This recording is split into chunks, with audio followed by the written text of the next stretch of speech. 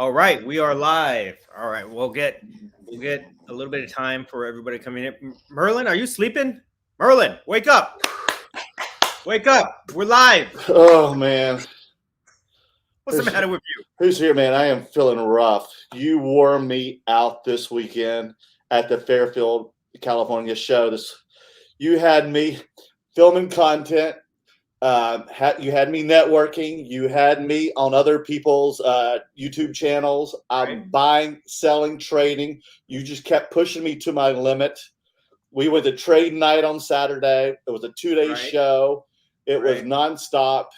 And man, I walked in that trade show. Some of the guys that we know here from LA were like, just started laughing at me like, Merlin, you look like you ran a marathon. And I'm like, dude, I feel like it. And we're not even finished yet. We still had Sunday. And you had me staying there till the very end because you said, Merlin, these were the best deals either made. And so I stayed through it. Let me ask you. Did you have a good time though? Oh, dude, I had a blast. And it was so great to meet other dealers from San Francisco area. It was great to meet Brian of Sunday League Investors because I've been watching those guys since last year, and I've learned a lot from them about soccer cards. And they were like one of the few content guys that just only soccer cards. So it's always a thrill to watch them, and it was also a thrill to trade with Brian. I think I traded some Weston McKennie autograph card for Lionel Messi optic variation and some other cards, and it was a great trade. So we were both happy. We'll get into a breakdown of the show when we get a little bit more people in the chat here. But I'm glad that you had a good time. And you wore me out. I'll tell you this: you're gonna be like a full-time content creator. You're gonna be a full-time card hustler. Exactly. This is the pace you got to go. You got to go all out. You can't take one step in, one step out. No. You got to go all out. Exactly, dude. It was the Great Curator boot camp weekend. Yes. You took me through a boot camp. You hang around me, I'm gonna push you. Dude, you did. The limit. You did, man, and more. But I couldn't thank you enough. I had a great time, but I feel like I went through a football game myself. I am beat up, tore up, but it was well worth it. Thank you. Awesome. Well, as you guys start to filter in, I'm going to be running the chat tonight, so I'm going to make sure that I get to everybody's comments, okay? Sometimes I do the lives with other people, and I can't control the comment section, but when I do it myself, I will get to everybody's comments, I promise. And I'm going to start with Adam Pizman here. You used my methods at your local show this weekend, and you made some big deals. All right, Adam. That's what I like to hear. Please, Adam, share some of these details. I want to know. But thank you. Good job, Adam. You're using the skills from the Art of the Deal series that I've been putting out, so I'm very happy to hear that. Awesome. Definitely. I got my boy here from Portland, Hyper Cards. Let's go. And, this guy, Charles. I can never get away from Charles. Charles is everywhere. He's everywhere. He's like a shadow. I love Charles. Charles, I feel like I'm competing with you every day on Instagram. Either you're posting Marvel cards or you're posting wrestling cards, and I gotta one up you. Me and Charles have I feel like me and Charles the same here with me as well. Going here. He's always posting stuff. I am definitely FOMO of Charles' post all the freaking time. I want a lot of his cards. Right. I don't know how he does it, but he never goes to card shows though. He doesn't. Weird. He's like in the background. Really? Yeah, I've never even met Charles. I want some of Charles. Me either. I want to beat Charles, and I want some of Charles's cards, please. Right. Okay, let me see what Adam's saying here. You traded a pink. Okay, so Adam Prism traded a pink Josh Allen PSA 10 for a Mike Trout Bowman rookie BGS 9.5 and a LaMelo Ball. Okay. PSA 9 green Prism. Man, I feel like one person got the better end of that deal, and it's not whoever has Josh Allen. Why do you think that? Maybe Josh Allen, the Bills could win the Super Bowl, but right now they're the Bills second, behind the Bills. If you a young QB, or would you rather have a young QB or Mike Trout, who's down right now just because he got injured last season? Everybody thinks he's retired now, but his stuff is like at bargain prices, or LaMelo Ball, who's probably the hottest player, one of the hottest players in the league right now. For me, I'd rather have the other end of that trade. So I think, Adam, you did a very good job. Congratulations, buddy. Okay, good. Good job, Adam. Oh, he added it. Only 350 into the Allen overall. Oh, good. What's the value on the Trout and the LaMelo, Adam? Let me know. Okay, Charles is omnipresent. Charles. Okay. All right. Oh, I want to see you at some of those shows, Charles. Please. We got to meet up. We got to do a trade. Same here, man. Look at HyperCards. Oh, yeah. That's LaMelo Ball was worth $300 alone. That's on. Okay, let me see. We're gonna be doing we're gonna try to have some conversation during this live, but when I do my lives, I like to do rapid fire questions. So I'm gonna be trying to hit everybody. Okay, I'm gonna hit everybody in the chat. Don't worry. If you guys put a question in there, I will tap on it. I will answer whatever questions you guys have. Okay. Texas 210 cards. Thoughts on which to rip and which to hold? 95 Flair Marvel. Good question. Or 95 Metal Marvel. Ooh. I would love to know myself. Ooh. Good question. Thank you. Okay. Here's my answer to that. I'm not sure the quality of the cards. I would say the one to hold would be the one that is more likely to have damage when you open the packs. Like, like those old Marvel cards, like the Marvel Masterpieces, they brick. Right. They get bricks or they stick together. So whichever one, I think it's going to be the Flair that's more likely to brick. I'm not sure. I have to look at the card design, but the one that has the greater risk of damage, that's the one I would keep sealed. And then the one that's easier to open up and that you might pull something good, metal for sure. So that's my answer. Definitely. Let me get back to Adam here. Adam, he's giving me numbers. Allen was 910 Saturday and sale yesterday was not 709. Oh man. Oh, I hate it when that happens. Ball comes at 385 and Trout 535. They lost the Jaguars. Is that what happened? Right. So you're like 9. Let me do my math. You're like 8, 9. You're like almost 950 into your deal, and you're only like 300 something into the Allen. Yeah, that's a win. That's a win, guys. Definitely. Listen. When you have equity in your cards, do not be afraid to move out of it, cash out, harness that equity that you have in your cards. Okay, don't hold too long because look what happened. If he would have held one more extra day, he would have lost $200 in equity on that card. So, bravo, Adam. Bravo. That's a play right there. Okay, let's see. What else are we going here? Let me try to get down to the comments. Okay, we got people flooding into the room now. I know there's so many people, which is cool. Okay, HyperCards. What's the next big show you are attending? For me, it's going to be Mega Weekend. Mega Weekend here in California. It's going to be 3 days of nonstop card events. That's going to be the weekend of December 10th to 12th. It's going to be Friday night is trade night at Burbank Sports Cards. If you guys don't know Burbank Sports Cards, it's like the biggest, it's probably the best store in the nation. And they're having trade nights, and trade nights are like crazy shows in themselves. Second night, Saturday, is going to be Camarillo Card Show, Camarillo, California. Super good show. Really, really good people that put that on. I like them. I like to support them. So I will be out there. And then third show on Sunday is going to be the big Union Marketplace Pachinga show inside the Pachinga Casino in Temecula. So that's going to be my weekend. After that weekend, I am taking a break for the rest of the year. Yes, the holidays. Family stuff for the holidays. So that's my plan. What about you, Merlin? I have a lot of holidays too, and I'm going to see my folks back in North Carolina for like a week, then come back and spend Christmas with my girlfriend.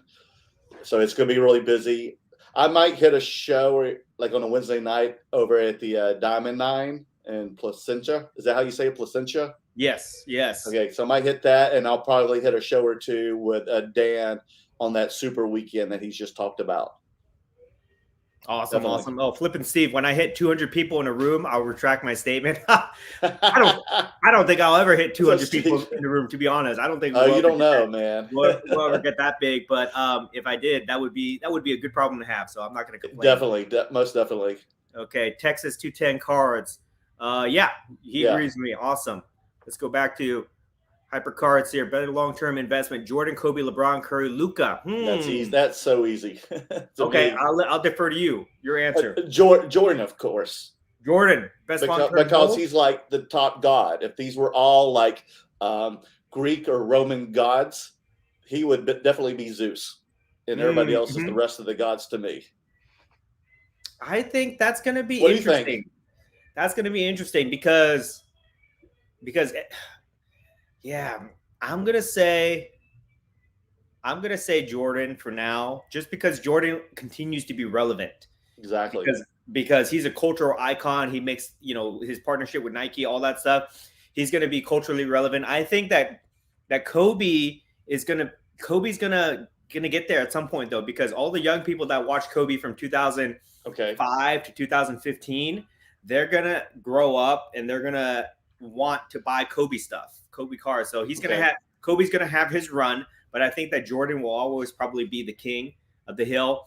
LeBron will get his run eventually when he retires, and then the people that watched him from the last 15 years, they'll go into it. I think all these guys will have a run. Luka will probably be at the bottom until he wins something, right? Yeah, he has to prove something. I think for me, Jordan is the best long-term investment. Right, because if you look at all these guys, the only person who hasn't won anything is Luka, a championship. Right.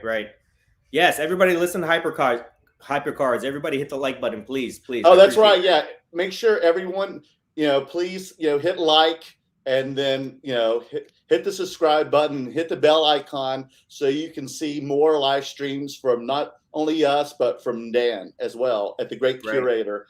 And then check us out on Instagram at the Great Curator, and then Merlin at Merleworld Cards. And we always post on there the same day too if we do any live streams or any videos. So check us at both social media platforms. Right. Appreciate it, guys. Appreciate the support, everything you guys do to help us out.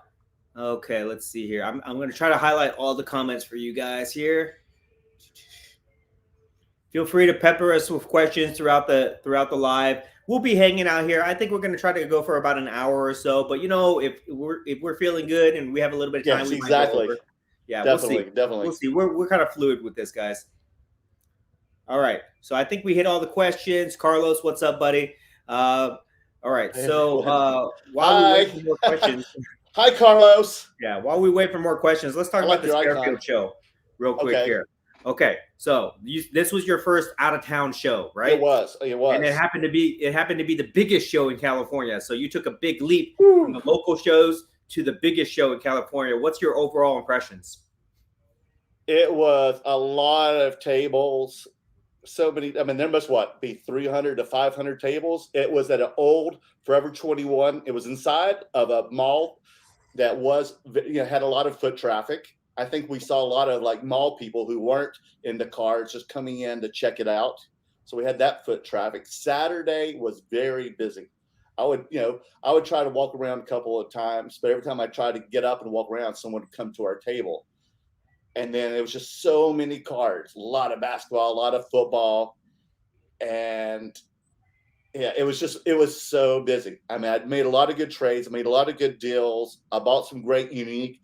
And it was great because you always tell us, if you want to buy cards, if you're searching for the cards you're buying, make sure you have those cards in your display cases. So I had my wrestling, I had my oddball cards, I had my unique cards, I had some basketball, I had a little football. And luckily, because of that, I never really get that much of the unique oddball cards in LA. But for some reason this weekend, I got a lot of unique stuff that I bought that I really enjoyed buying or trading up to. And one of my best deals of all things, believe it or not, was football cards. I traded up about 6 cards, and I got a 2017 stained glass Patrick Mahomes card. So I was really happy to consolidate about 6 to 8 cards that were all great at football cards and get the card that I want in Patrick Mahomes. So that was a good deal. And I also love the fact that a lot of people there not only were trading with me, but also giving me cash on top of it as well. So I came up, I loved, the deals I made. I definitely got a lot of new cards, and I made some good deals. Awesome. And I had got a lot of followers too on top of it from Instagram and YouTube. So it paid off. definitely. How about you? So just to kind of speak to the points that you were making there. So what's interesting here is like, card shows. A lot of people think about card shows like you go there and you buy, sell, trade, you make deals. But there's so much more into that. If you're gonna be like really immersed in this hobby and you're gonna be a player, then you've got to do all the other things. If you're a content creator, just like yourself, Merlin, Yep. you go out there, you network, you meet other content creators, you talk, you try to do collabs with them. You promote your Instagram, you promote your YouTube, you sell your T-shirts, right? Yes. Okay. If you're a dealer, you go out there and you change your inventory. You bring cards from your area to this new area that they've never seen before. You get cards from that area, you bring it back to your own, so you're changing up your inventory. You're meeting friends. You're building your own network. Definitely, some great people up there. Great people, some wonderful people, and I mean, it's just great because if I lay down basketball or football cards, I'm not going to get wrestling cards or a celebrity card, autograph cards. I mean, one of the coolest cards was getting a Denise Richards 1/1 leaf gold card. That was pretty unique that I love purchasing from one of the buyers there. And I love the fact that like you apply what you say on your channel to put also unique oddball cards on my Instagram as well. So all these people who met me at shows go to my IG and see that I've got a lot of posted, unique oddball cards, and they bring that next time they see me at a show. So I always have to, advertise. I'm going to be at this show. I'm going to be at that show. I'm going to bring my weird stuff. I'm going to bring some wrestling. I'm going to, I might bring some UFC or F1. I don't know. Just, some cool stuff. And plus, on top of it, I felt like my table and your table are like almost like weird modern art museum tables. Right.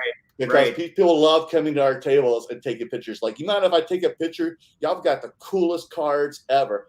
And next time, I think we should charge $1 per photo. Because if I charged $1 per photo for my display cases, I'd be filthy rich. That's for sure. Right? We need a tip jar for that. Yeah, I think that we do really well together because it's like if you're on one side of the room and I'm on the other side, it splits the people apart. But if we're next to each other, they can all congregate around us and they stay there longer, and that helps facilitate deals. So true. Let me jump into some of the questions here. Wait, let's ask more questions. Hyper Cards. Let me just answer this one real quick. Best trade up or trade down deal I've ever done at a card show. For me, this is going to be a series of deals. I detailed this in my video when I did the Dallas card show, where I traded down from a Jordan, which I was underwater on, to pick up a few cards. And then throughout the day, for about probably 4 or 5 different transactions, I traded myself down from a Jordan 5 when I was down $800 on that, traded down, then traded through a series of trades up to a Jordan 8, okay, where I had $1,500 in equity from, and then I ended up cashing out on that the same night, all in one day, done at Dallas. So that was my best deal ever. I detailed that in one of my videos, so go back and check that out, buddy. Okay, let's get to the next question here. Donovan Barnes, with both football and basketball rolling, are there any active players you're buying? I don't invest in football myself. I mean, Brady would be the only guy I would have. No, and I love Brady and I love Mahomes just personally as well. This is not my card, but I picked this up. I'm brokering this card for somebody. If anybody's interested in the gold Brady, check that out. You'll probably never see one of these again. Very cool. And I think Mahomes was really low at this point right now, and I think it's a good time to buy Mahomes because the defense for the Chiefs are really picking up, and his cards are probably on the rise now, slowly.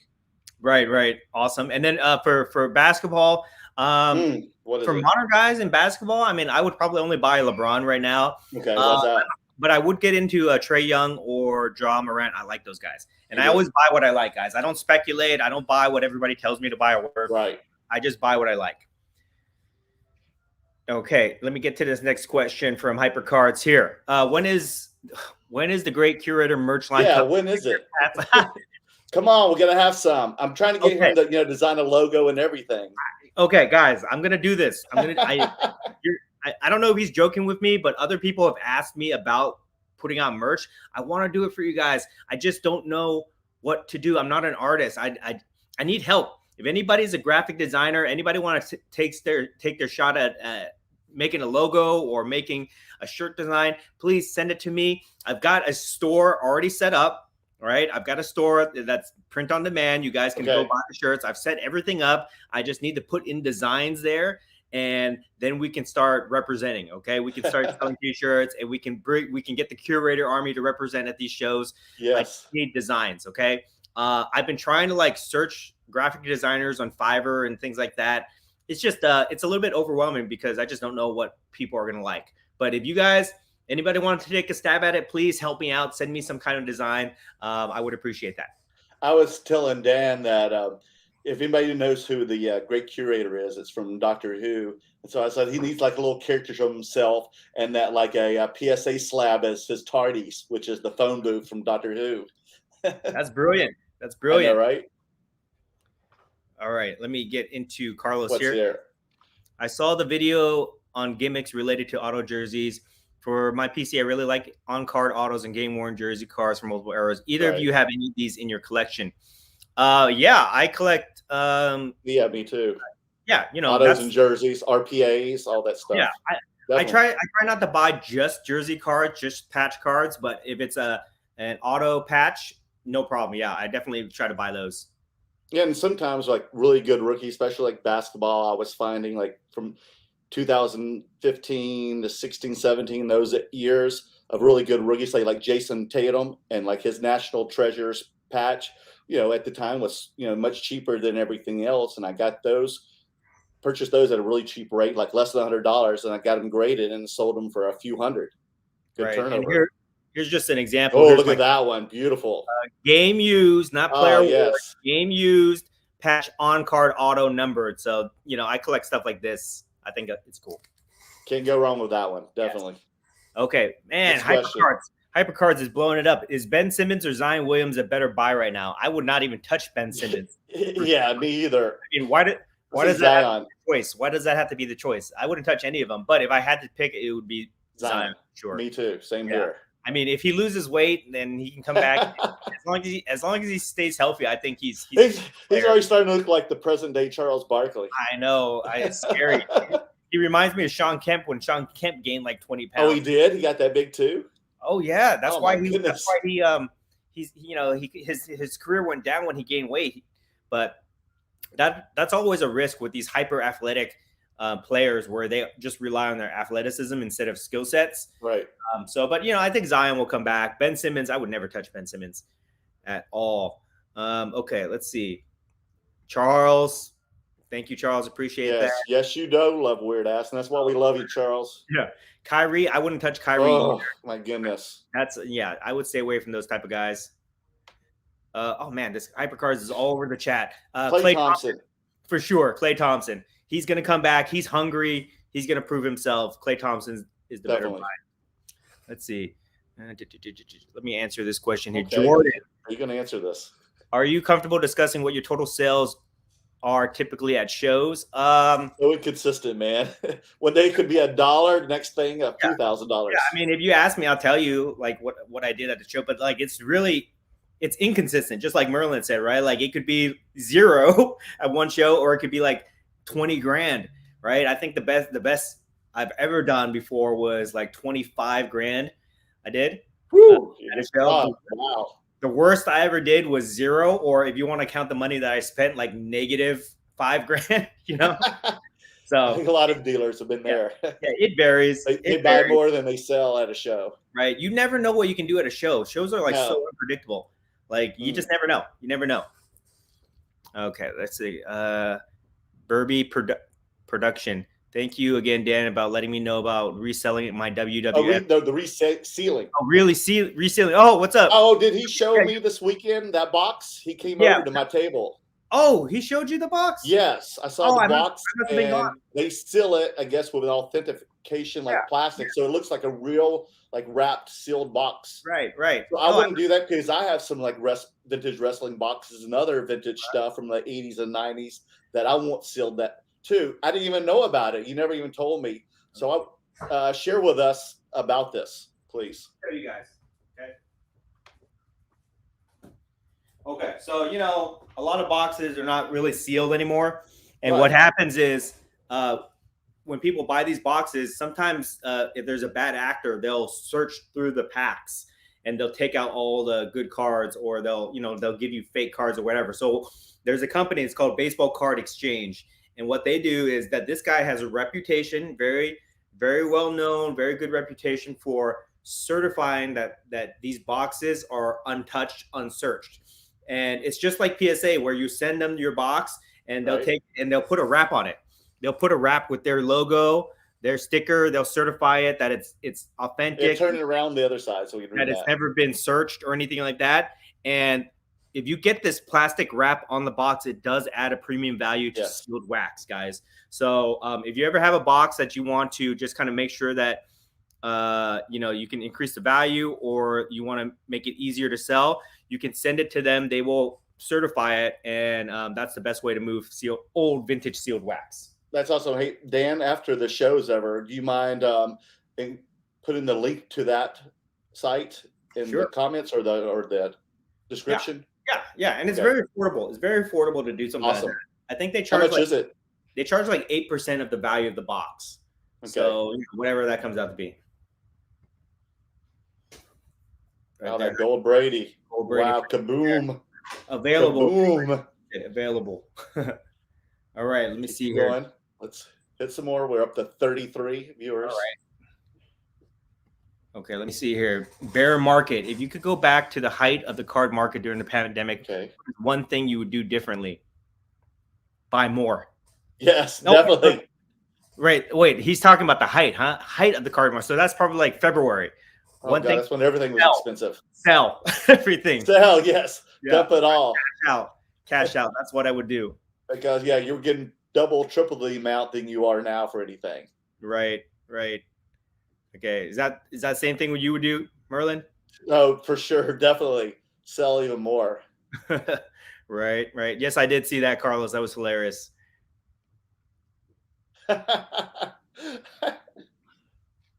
Okay, Charles. Charles has never set up at a show before. I find that hard to believe. I find that hard to believe. Okay. Never.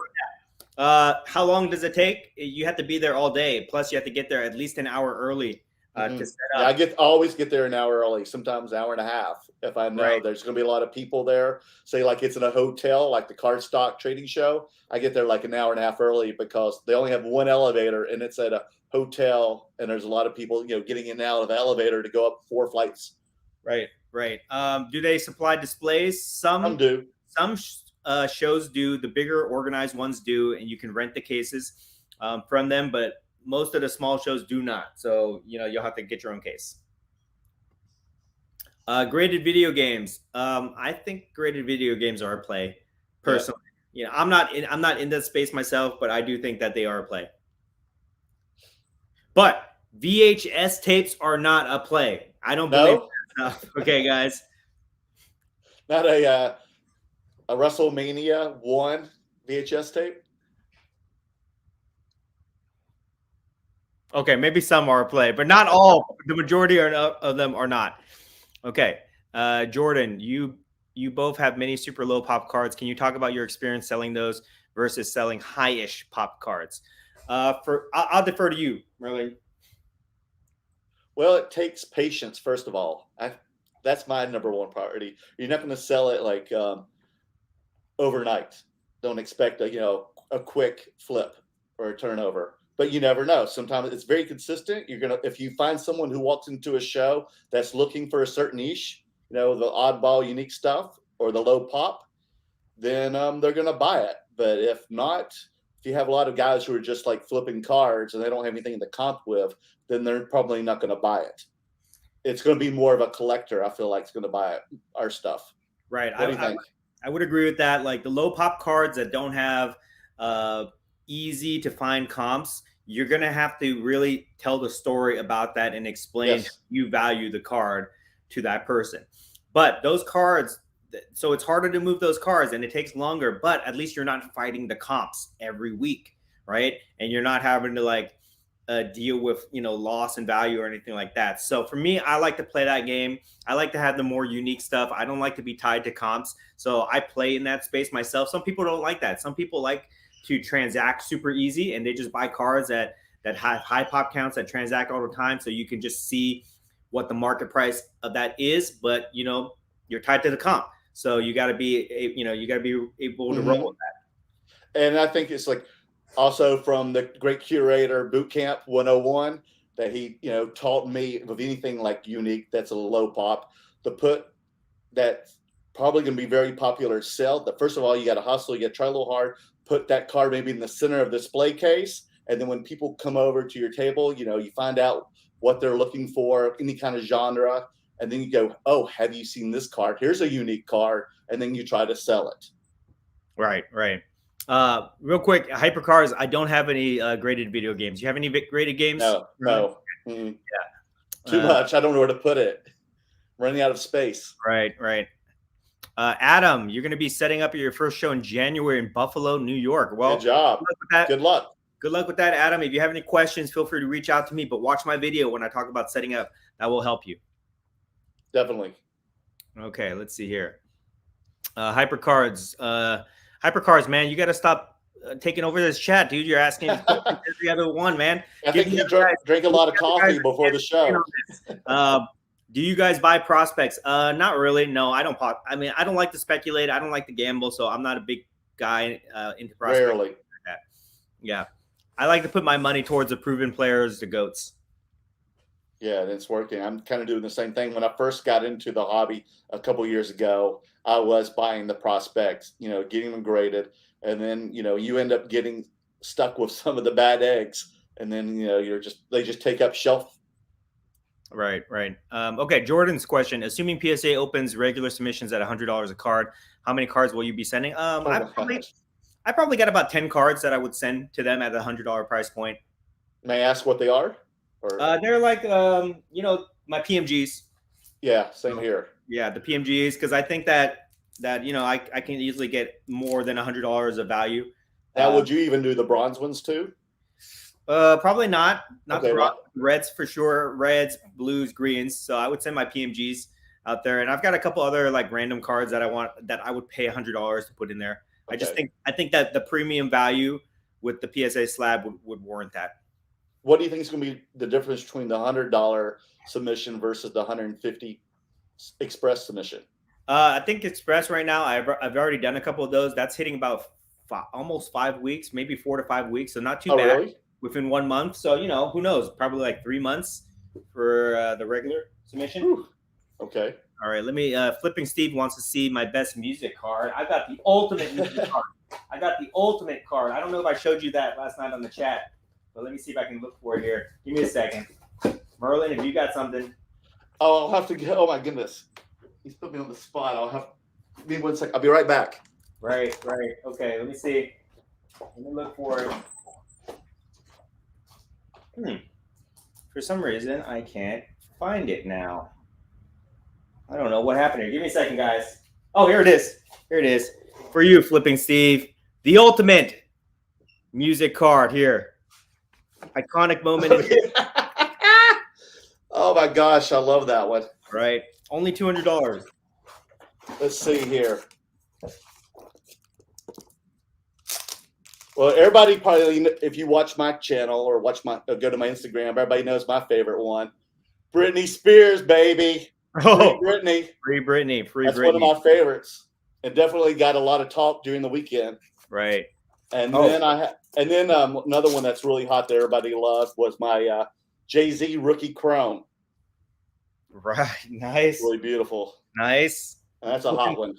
Flippin' Steve is challenging us again. He wants to see our best wrestling card. Dang it, Steve. Okay. Right now, for me, it's this one right here. The Vince McMahon auto grade 10. The way that he signs is usually very hard to get a 10. So this Transcendent card, which has a metal border on it, it's very beautiful. I just posted it on my Instagram today. That's probably my favorite wrestling card. What was it, Daniel? My Vince McMahon auto. Oh, you probably know which one mine is. I'll have to look for it. So keep on talking until I find it. Okay. I'm going to go to HyperCard's next question here. He's asking me if I sent in my KD refractor. Not yet, but I will soon. I did crack it safely. Okay. He knows about this. He's got a connection to this card. I did crack it safely. I need to clean it, and then I'm going to Send it out there.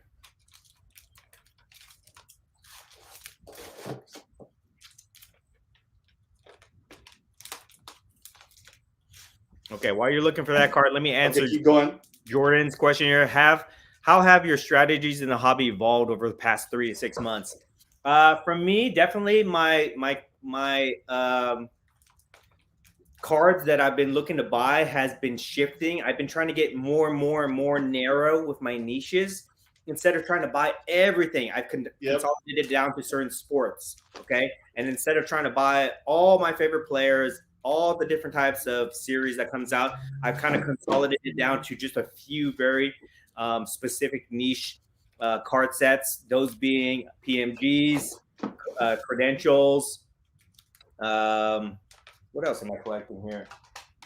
Exquisite, and mainly focus on like on card autos, things like that, and of course all the rookie cards that I collect: Jordan rookies, LeBron, Curry, Kobe, those things like that. So that's kind of like my niche. I've just basically really narrowed my focus, which has allowed me to kind of control my budget, my spending habits, and also it makes it more fun to kind of hunt for these cards. Awesome. Okay, here's Steve.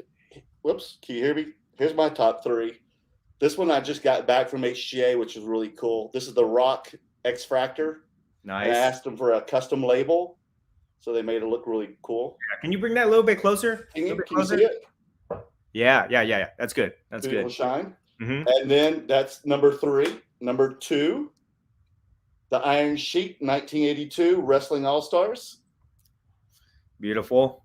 Nice one. And then last but not least, do you know what it is? I know you probably know what it is, don't you? Oh, Macho Man. I'm trying to get that from him. Look at this. I got my Macho Man shirt on. I'm trying to get that from him. I will. Just recently got that graded from PSA. Beautiful. This is the one that I went to the Coin Expo with you on in Long Beach, and PSA had a booth there, and I turned this card in, and I got it back within like a week and a half. Wow. What's the auto grade on that? It's unfortunately it's a 7. 7 on the card, and then auto is an 8. Okay. And then as everyone see it's serial numbered, and then on the back it says it's a prototype. Beautiful. I just won the Undertaker auto card from that series. What? Where'd you win this? On eBay. Oh, I thought you like won it. Like you won in a raffle or something. I'm like, oh, you're so lucky. So I got that. That will be coming soon. So I'll have to pick that up from you at some point. We're gonna have to work a deal for sure. Snap into it, buddy. Derek, what is your purple Hulk Hogan PMG numbered? Those are numbered out of 125. They are. Yes. That whole series. Yes. For the purple PMGs, they're all numbered from to 125. Okay. Let me see. Hypercards. Have you guys used the what is that? Megwar's car wax to remove scratches? No, I don't do that myself. I've got a guy. I got a guy. I got a guy who can clean cards, so I just send them to him. Who knows? He might use that. Mr. Minty? No. This is a different guy. Okay. Oh, you have a guy, huh? Yeah, I got a guy. I'll hook you up with him. Don't worry. Okay, good. Okay. Hook me up, man. Right. Okay, Jordan, do either of you guys ever rip wax or enter breaks? Sometimes I'll rip the box. I don't enter breaks, so I think that's for me that's not my thing. But I will occasionally open a box here or there. Me too. Mm-hmm. Okay. Rarely though, because to me it feels like gambling, and I'd rather just use that money to invest in the card that I'm chasing anyway. Right. Awesome. Okay, so I think we've caught up on all the questions here. We got 42 people in the live, which is awesome. Oh wow! Thank you. Ooh. Hello, everybody. Welcome. Okay, so let's continue our conversation about that show there. So you said you had a good time overall. Is there anything that you saw? We were kind of part of that drama with the missing orange case that we won't. Oh yes. We can't get into too many details about that. We're kind of sworn to secrecy. But besides that, what did you notice that was different from this show versus the local shows that you go to? Well, it's funny because I had just recently watched his YouTube video where he came down to the premiere show and set up with you. and you said that everybody here in LA's sharks. Oh, you're talking about Sunday League Investor. You're talking about Sunday League Investor, right? Okay. And everybody here, I've only been used to LA, and everybody is pretty much sharks. I mean, I love everybody. Don't get me wrong. Everybody's great. But it is like these guys are professionals. Even the kids here, the 8-year-olds are professionals here. They're sharks, man. They're great at it. They go to do. I think the people up there are a little more laid back, just like, Northern California versus Southern California. Right. Just, people are a little more aggressive, and that's the tone of Los Angeles or Orange County versus, San Francisco Bay Area. And people had more cash. People were spending a little more. And also it was just great to see fresh blood, fresh faces, and see like new stuff they presented to me. So that was great because they were bringing things that I was actually looking for this time. Awesome. Would you continue to go to these out of town shows? I would love to. For sure. Definitely. Yes. Because it's great to, to see new faces. We could go to Vegas or Dallas or New York or North Carolina or Chicago, and each single time we'll make new fans or followers, and they'll follow us, and then always know if we come back what we're bringing to the table. Right. Awesome. Yeah, I would definitely. I love going to these out of town shows just to meet new people, see different type of cards. It can get kind of stale if you go to the same shows every week or every month in your local area, and you're just seeing the same people, same cards. Yeah. Just get traded back and forth among your community. So it's very good. I always tell people this. I'm always preaching that you should try to go to these out of town card shows whenever you can. They're a lot of fun, especially the multi-day destination shows where there's a trade night attached to it. It's a lot of fun. If you're going to go to anyone, I would say Dallas would be the one on my list to go to because that's the biggest, but it might be overwhelming for you if you haven't built up your tolerance to that. So just try to go to any type of shows that's like within your area, that's just out of your immediate area, but out of town. And I think that you guys will have a good time. Now the Fairfield one had about 300 to 400 tables, I think. Right. How many tables are at the Dallas show? I think they advertise as 600 tables. Whoa! Wow. Yeah. So nearly double the Fairfield size. And then do they have trade night just one night, or do they have multiple nights? Multiple nights, every night, Thursday, Friday, Saturday, 3 trade nights. And how long do they go until? They go to like 2 a.m. They start at like 6. They go to like 2 a.m. It's incredible. It's incredible. So how much sleep did you have last time you were there? Barely any, 4 or 5 hours a night. Wow. Okay. Yeah. So, but it's a good time. It's a good time. So I kind of build up my tolerance to that. And the next one is in January. So if you guys are planning to go, I think it's Martin Luther King weekend. Yeah. So that will be a good one. And I was thinking, and that's another thing, Dan, that you wanted me to come with you, and we're going to set up, next to each other, but we're going to fly. So this time in Fairfield, I drove up there. I brought all my equipment, I brought my display cases, boxes of cards. This time I'm going to have to be more selective and make better decisions of what I'm going to bring, because they do rent the display cases at this show. So you said I can rent about 3 to 4 display cases for one table. I don't know how many you said it was. And they're about $50 for the entire show per display case. And then I'll have to bring whatever cards for that display case. Right. And I was thinking, Merlin, I don't know. I'm gonna pose this to you guys because I feel like it might be kind of fun to be a little bit controversial tonight. If you guys want to hear the story of the mysterious missing orange case, comment in the section and we will tell you what we know of that story. Okay. If you guys don't care or you don't know about it, whatever, then we'll talk about something else. Well, Brian is such a nice guy. I just kept telling him and you, karma will pay you back. We have to manifest good faults. Manifest. Right. I mean, he handled it well, but I think if it was me, I would have been crying in your arms. You and your wife and your daughter would have had to give me hugs. Because I think I would have been so emotional. I don't think it took it. So I was really proud of him for taking it very well, even though I know he was, Right. If you guys want to hear that story, comment down below. Let me go through some of these questions just so we don't get backlogged here. Yeah, let's see. Okay. Let's go. We're trying to get hit hard here now. Okay, Carlos, what Panini or Top set do you think will be the most popular 5 to 10 years from now? Will be interesting to see how the hobby changes or doesn't change with Fanatics. The best top sets. I mean, that's really dependent on the people who are in those sets. I don't really think that Tops or Panini have any like iconic sets, like for example, like the '86 Flair set with Jordan in it, or the '96 Tops Chrome set with Kobe, or the 2003 Top set. So like it's really dependent on the players that are in there. So I don't know, but I will say that I think for Tops it's always going to be the Tops Chrome refractors that people love to collect, and for Panini, I would say like maybe their higher end sets. Uh, Yeah, like Flawless, Flawless and National Treasures. yeah, National Treasure. So those will probably be the most Prism, iconic ones. What about, is that Prism. Prism? I mean, I think it's Prism. Like maybe it just depends on who's in that first who's in the year. I don't really. I think that the Prism cards have been played out in my opinion. Yeah. I don't even buy them to be honest. They're But oversaturated in graded slabs. right. Like even like, would you rather have a Prism Lamelo Ball, or would you rather have a National Treasures or Flawless Lamelo Ball? Yes, definitely. I mean, Yeah, the Flawless or National Treasures for it's sure. no brainer, right? Right. Let's go to Jordan's question here. Value aside, what are your Grail PC cards? My Grail PC cards, huh?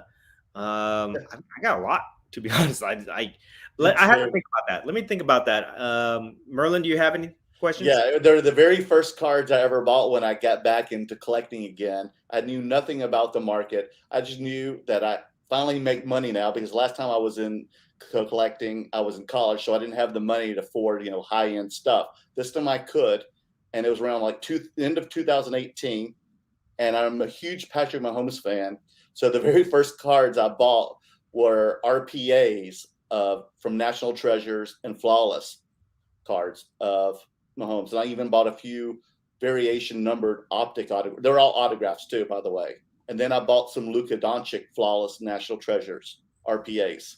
Oh, wow. And those things, I just bought it for a few $100s at the time. I really did, just a few $100s, and I thought that was super expensive. And I've kept those. They're not at my home. I have them in storage at the vault at PWCC, because I was having nervous breakdowns every time we would go on vacation, and I was scared. And I told my girlfriend, like, why are you like nervous? I'm like, well, because I have these cards at home. And she's like, no, you're taking those out and you're going to put them in a safety deposit box or in a vault somewhere. And I found PWCC, and I've just kept them there, just, in the vault. Cool. I would say like my Grails are always changing, I guess you could say, but like right now, the Grail that I'm most happy with is my PMG set. Definitely.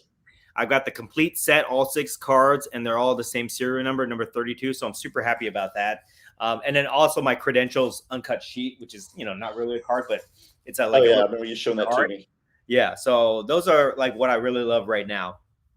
But I've got a lot of Grail cards that I have not been able to attain yet. So I'm. How about like one of your first purchases? Do you have any? What would that be? Like something that's more sentimental, because it reminds you when you first collected, just like I did. Oh, I've got this. Like, I'll just tell you. Okay.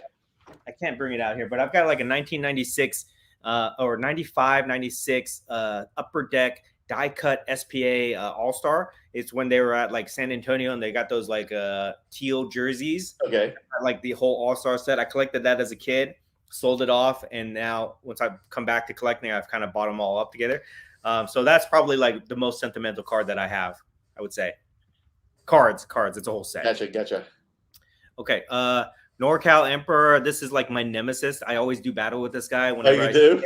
Yeah, in trades. No, I'm just kidding. I made a whole video about it, but he's a super cool guy. So just want to highlight his comment there. Armin, my boy, Armin Blue, hobby legend here. Hey guys, what is one card in your PC you will never sell? We kind of talked about this already. I don't know. Do you have a card that you would never sell? Well, for right now, it's going to be those Mahomes cards and those Lucas I first bought, because it reminds me of the very first cards I bought. So now they have that sentimental value. So I'm going to hold on to those for quite a while. I mean, eventually they might sell. I might buy, a new house with it. Who knows? For me, it would be my Kobe rookie card, 1996 Tops, that I had as a child. So I still have that card. I've sent it off to.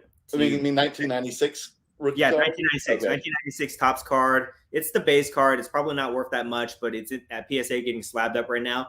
I would never sell that card because I remember pulling that card, and Kobe is my childhood hero. So that would be the card that I would never ever Oh, sell. wow. That's pretty cool. Yeah. Okay, let's highlight some of these comments here. Hyper cards. Yes, hyper cards. Try to go to the National. You'll love it. You'll love it. Okay, Collections Kings. What's the next show you're going to up in SoCal? Up at SoCal. That's going to be the Mega Weekend shows. It's going to be Burbank Trade Night, Camarillo December Card 10th. Show. December 10th, 11, 12. Right? Camarillo Card Show and the Pachinko Show. I'll be at all those. And then I'm going to take a break for the rest of the year.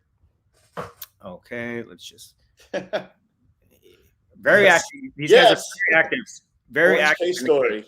Okay, you guys want to hear the orange case? Okay, let me get through these comments and then we'll tell you guys about the case. Yes. We might get in trouble. But it's just gossip, guys. So whatever. Nobody listens. Nobody listens about the case. anyway. It's just us. Okay. Let's see here. Okay. Oh, looks like a lot of people want to know about this. You've opened a can of worms, Dan. I might get in trouble. But who cares? Right. I'm only going to get in trouble if they see this live. So who cares? And, if they watch it, it will help the algorithm. So. Very infamous way. Look at all these comments. Everybody wants to hear the story. People love drama. Right. I love drama too. I love primetime drama right here, folks. Right. Charles, the Mint Collective in Vegas in January. I have not heard of that show. Send me a flyer if you can, and I'll check it out. Yeah, hit me up with that too, Charles, please. Okay, 40-something. Did I highlight it? 40-something. What is your opinion of people spending thousands on 17th year Brady cards? Thousands? I mean, like what card? Like autos? Yeah, if it's auto, it's a different story. Yeah, like base cards. Yeah, I don't know about that, but rare inserts. Hey, Brady is one of those guys where all his cards sell. Yes. He's just like Jordan. Right. He's hit that level where he's the undisputed GOAT of his sport, maybe of all sports. So all his cards sell. So I'm not surprised, to be honest. Yeah, because I move like any year Brady's. I mean, they all sell. Be it 2000, 2010, 2021, they still sell. Okay. All right, Derek, would you consider the purple PMG Mike Tyson card more valuable than the 2015 blue Magneto PMG? That depends on who you're asking, right? If you're asking somebody that doesn't value Marvel cards, then yes, Tyson's the man. Vice versa, somebody that doesn't value boxing cards. So it kind of depends. For me, I would probably rather have the Mike Tyson just because there's one Mike Tyson PMG, 2013 Upper Deck employee exclusive. Whereas Magneto, even for that, for a year, there's multiple Magneto PMGs, so I would probably pick Tyson myself. What about you, Merlin? I would probably also say Mike Tyson because I've had some Mike Tyson cards in the past and they sold pretty fast. Right. Cool. Okay. All right. So hopefully it answers your questions. Some people, okay. Looks like people are sheet of yours. Yeah. It looks like people are chatting with each other in the chat room, which I love to see. I love to see interaction from the community here, not just us just talking. I like to see you guys talking to each other. So keep it up, guys. Very awesome. Let me highlight this one. DYILM, I guess. Good question. Yeah. I want to know myself. What do you think? No, I never played the Fortnite game. I'm not into that, so I never bought it. I probably will never, ever buy it. But I do recognize that there is a market for that. Do you think it'll be as big as Pokemon cards? Could be. Depends on how strong that community is. I'm not part of that community, so I don't even know how big they are. But I know they spend a lot of money playing that game. So possibly, I do think that it has room to grow. Is the game still popular? Are people still doing it? Yeah, I think so for sure. Okay. Let me see here. Let me try to get through these. Once I catch up with the chat guys, then we'll give you part 1 of the mysterious missing orange case. Part 1. Okay? Part 1. It's a whole series. Graded card shop. What do you do for a living outside of cards? For me, I am a divorce mediation attorney, so I do that, and then I invest in different businesses and other things like real estate. Merlin. I'm a TV and film editor here in Hollywood, California. Awesome. Yeah. So we do have day jobs, guys. Even though we spend more time doing this, okay, we don't actually make any money or get paid for it. We do have day jobs that pay the bills. Yeah, I'm actually about to start on a project for some of the band members of Black Sabbath. And they have a band called Jazz Sabbath where they do jazz renditions of Black Sabbath songs. Oh, wow. So I work for those guys making these mockumentary videos that they put in the package of the CD. Right. Okay, hypercards again. Do you value white box or black box, one of ones, or regular ones, like regular ones? What is that? Those are like promotional boxes, so they'll give them away at like the National or other things like that. Okay. Yeah. For me, I don't really value those, to be honest, guys, just because they're like a promo card, and to me, they're almost like a cash grab by those companies just putting that stuff out there. They're not part of any identifiable set, and they often look like some of the other cards, right? They're just like slight variations. So personally, I don't value those. I think they're super niche and super hard to move. What about you, Merlin? I don't know anything about it. Maybe if I had some money, how much do they cost, first of all? I mean, they could cost thousands of dollars, hundreds of dollars to thousands of dollars. Yeah, then I'll pass because there's something I don't like. I'd rather just spend that thousands of dollars on a card that I know that I'm going to get. Yeah.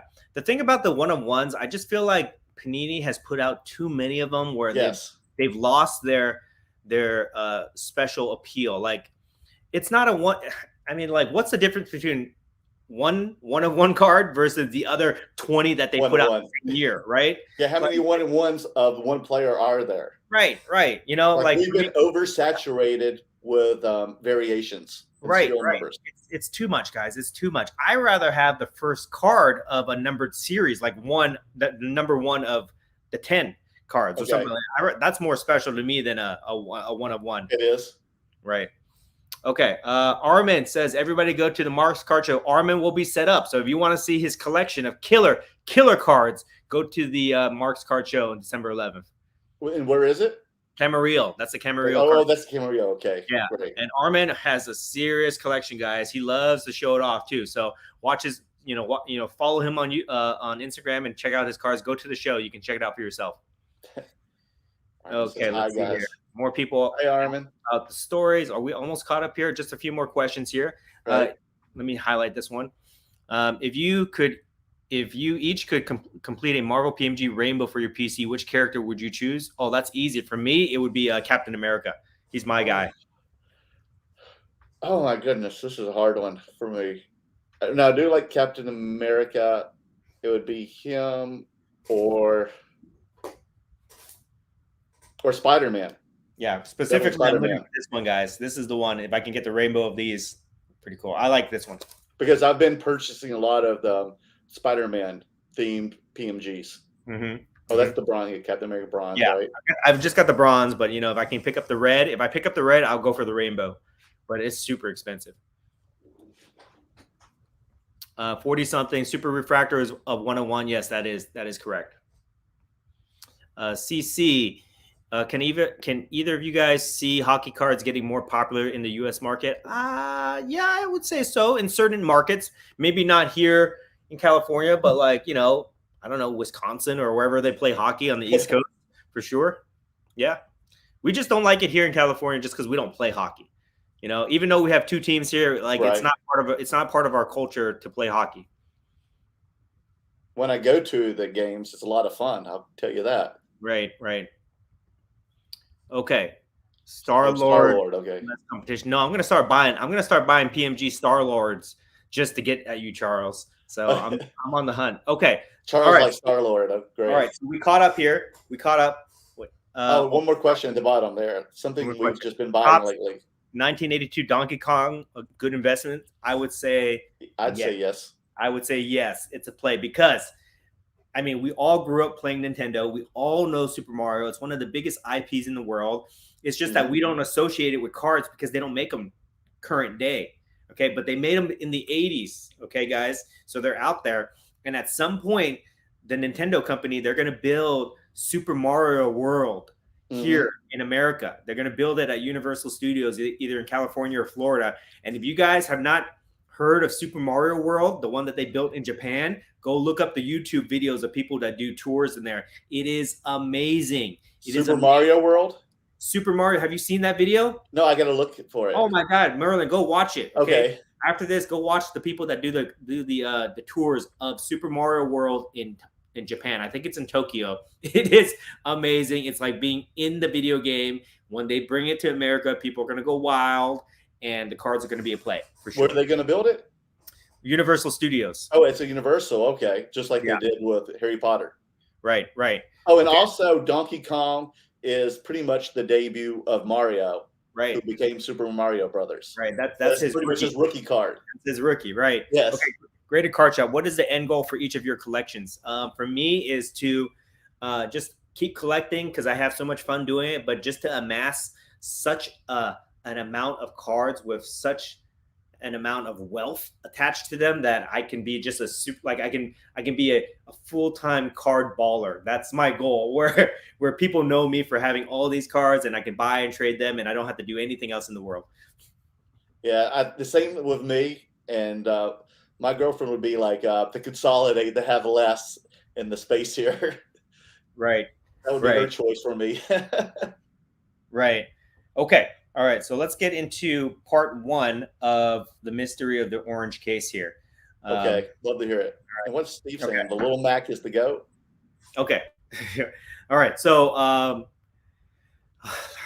okay, I'm going to try to do this in the least controversial way I can, because I don't want any online heat from anybody, and I don't want to. There's no accusations here, guys. Okay, this is just me telling you guys what I know. Okay, and if you want to infer things from that, we can speculate later. Okay, but basically, my buddy Sunday League Investor, he carries around an orange card case. It's very distinct. Not many people have an orange card case like him. I don't think I've ever seen another one, to be honest. And he carries it around. And on Saturday, the first day of the show, right, we were all packing up our stuff. We were like the last people at that show. There's just like a handful of people there. I left before him. We were sharing a table together. And, I said goodbye to him and I left, and I went to go have dinner with my family, and I was going to meet up with him at trade night later that day. When I got to trade night later that night, when I got to trade night, before I even got into the door, once I walked into the hotel, somebody stopped me and they're like, "Hey, did you hear what happened?" And I was like, "Oh my God, what? No, what happened?" Right. And they told me somebody stole Sunday League Investors orange case. Right. And inside that case, he must have had like $40,000-$50,000 worth of cards in there. It was his whole entire inventory, his whole collection. He does this full time, guys. So that's like his life. Right. And I was like, immediately when I heard that, I was like, "What? No, I just saw him. What are you talking about? Who is this crazy dude?" And he's like, "No, yeah, he made an announcement. The show promoter was talking about it. Everybody's talking about it." And I was like, "Oh my God, what's happening?" And I was with you, Merlin. We went to dinner together. Neither of us heard anything because we weren't checking our phones or anything like that. No. He did call me. He did call me at dinner, and I didn't pick up because we were busy. So I was like, what's going on? So I went into the room and I heard other people talking about it. And I met with like some of the organizers of that show. And they were like, "Yeah, he lost his case. Somebody took it, whatever." So immediately my heart sank. And I think that everybody, me too. Everybody in the community, we could sympathize with what that feeling would be. That's like our worst nightmare, where somebody takes our cards. So my heart sank to the floor. I felt like, I was like, what is going on here? So I called him to see what was going on. And I got a hold of him and he told me the story. Right. And, when I talked to him, oh man, he sounded like he had just finished. He sounded super sad. And he just basically told me that as he was loading up his car, right, he had parked his car, I guess, in front, I don't know, somewhere near the door, and he was loading up his car, and he did not load his case into the car, and he drove off. Like, for some reason, he put everything else in there, but he set the case by the tire, and he drove off with it. And by the time he realized, which was only in his according to him, it was only like 5 minutes, right, where he realized that he was missing it. He turned around within like 5 or 10 minutes. He came back and it was gone. It was gone. Somebody had picked it up, right?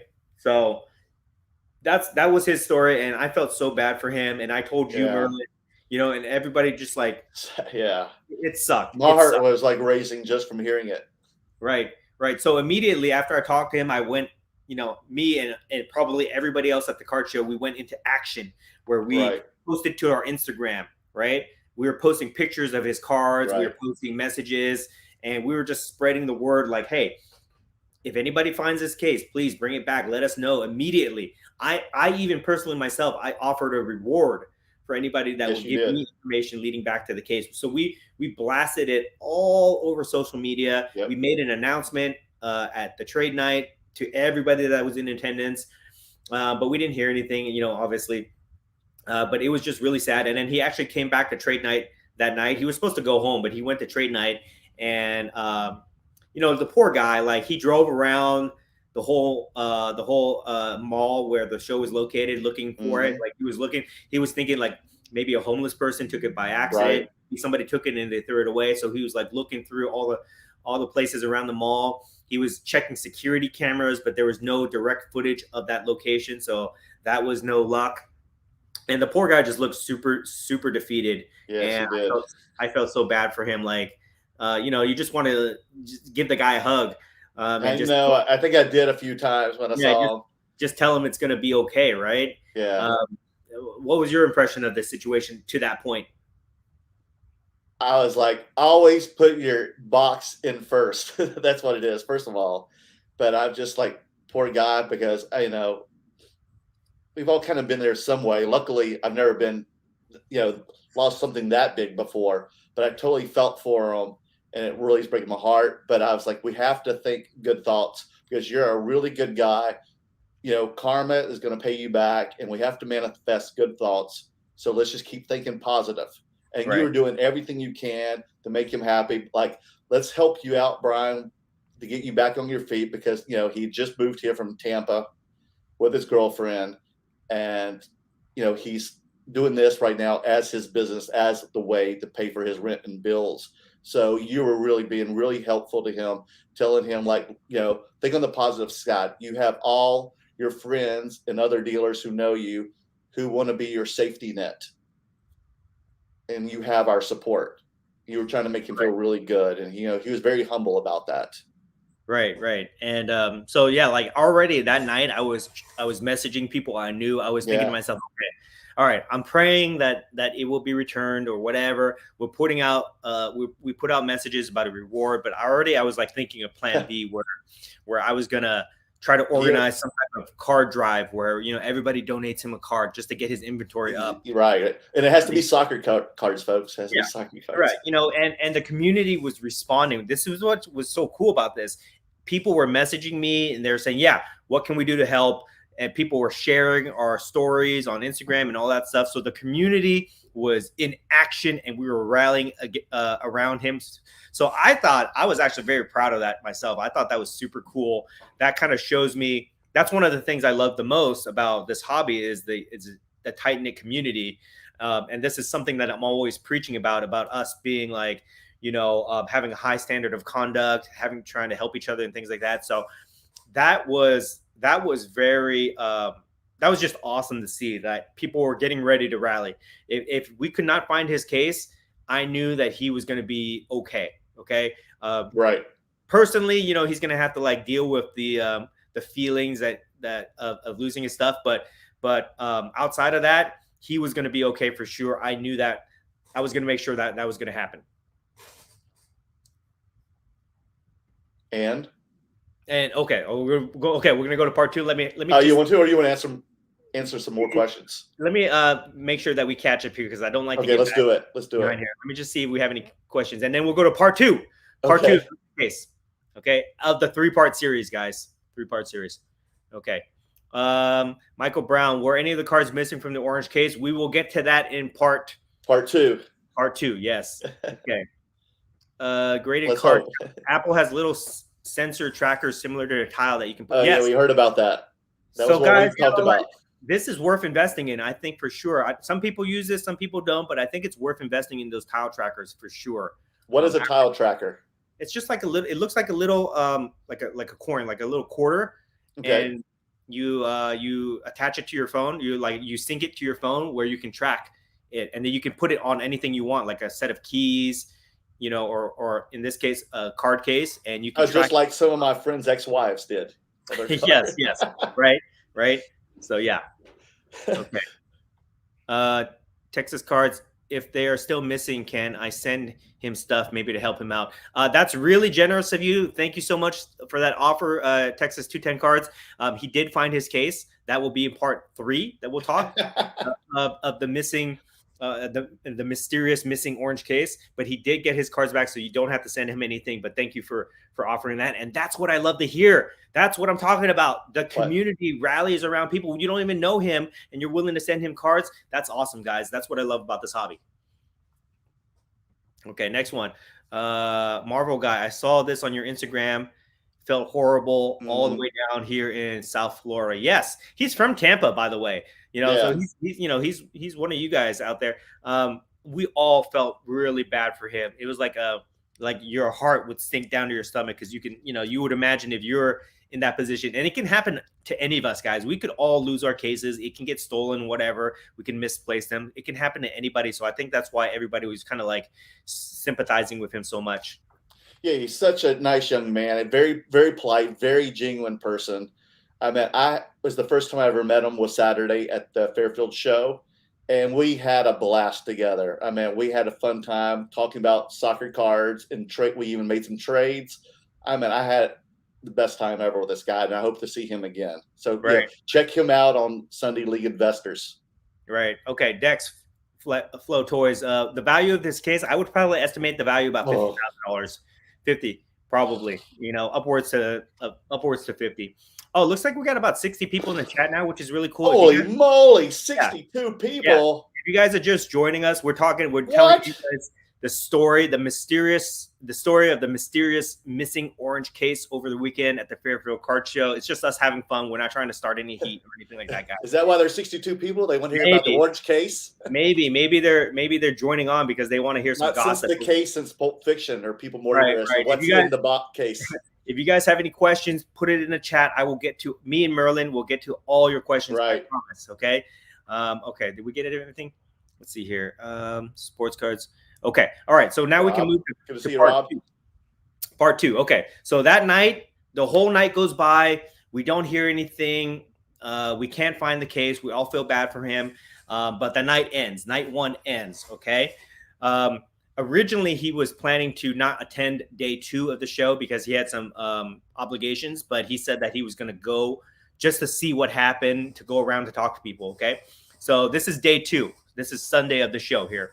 And on day 2, right, in the morning, we don't hear anything. We just go about our business. All right. Everybody's setting up, but everybody's talking about it. Everybody's gossiping about what happened. Some people, I'm not going to mention names, but some people were coming up to me and be like, hey, I heard that he left his case out there. He did, basically implying that he deserved it because it was his mistake, whatever. Yeah, one person actually came and said, I don't feel bad for him anymore now that I hear the real story. And I'm like, what? You don't need to say that stuff. Some people were saying, you keep that to yourself, man. Right. Like, because it still hurts. Imagine if it was you, it could happen to any of us. I know, right? I don't even know. Like, I wanted to slap that guy, to be honest. Some people were saying was it stolen? Was it misplaced? People were arguing about that back and forth because I guess they were starting to think about the optics of the situation. Okay. From the reputation of the show and the people involved, of whether it was safe to be up there or not, like that. So people were shifting the conversation towards that, right? And when things like that happen, it's like I already saw what they were trying to do. They were trying to put the blame on him, right? Saying, that's your fault, whatever. Okay.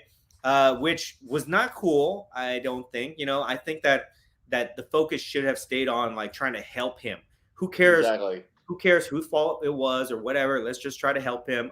Let's send good vibes his way and hope that somebody will turn in the case, be a good Samaritan and all that stuff, right? Yeah, But he anyway, doesn't need to hear that now. He doesn't need to hear that too soon. Yeah. It's just like rubbing salt in the wounds, right?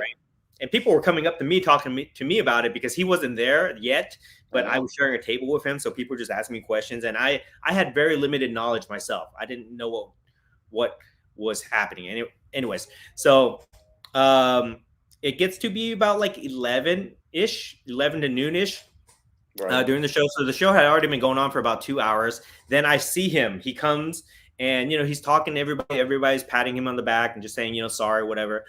He comes to me and he tells me like, no word yet, no word, right? But he's hoping that he's going to go talk to security. He's going to go talk to some of the people involved with promoting the show and see if they've had any leads, right? So again, at that time, for me, I'm thinking like, okay, it's probably gone. So I proposed to him that, I'm going to tell him I'm going to hold like some type of rally. We're going to get you the cards, take my cards, whatever. I'm just trying to make him feel better because I don't want him to feel sorry for himself because he was blaming himself for this, right? He was. I didn't want him in that mindset. I wanted to try to help him out as much as I could. And then he was already thinking, like he was shifting his mindset, thinking like, okay, I'm going to make some content around this. I'm going to rally. I'm going to show people that I can build up my content. So that was cool to see his spirits getting higher at that time, but he was still, you could tell he was still very hurt. He was still glassy eyed. Right. Definitely glassy eyed.